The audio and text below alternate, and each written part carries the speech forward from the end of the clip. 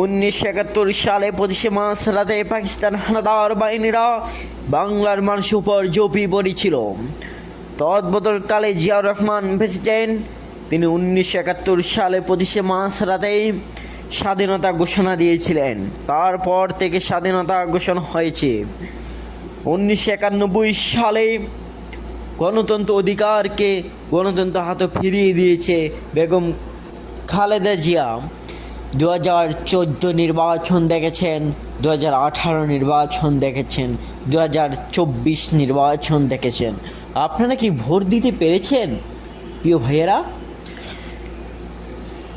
2014 সালে যে মানুষকে পিটিয়ে হত্যা করে মারল জামাত ইসলাম, হাজার হাজার মানুষের রক্ত ভেসে গেল রাস্তায়।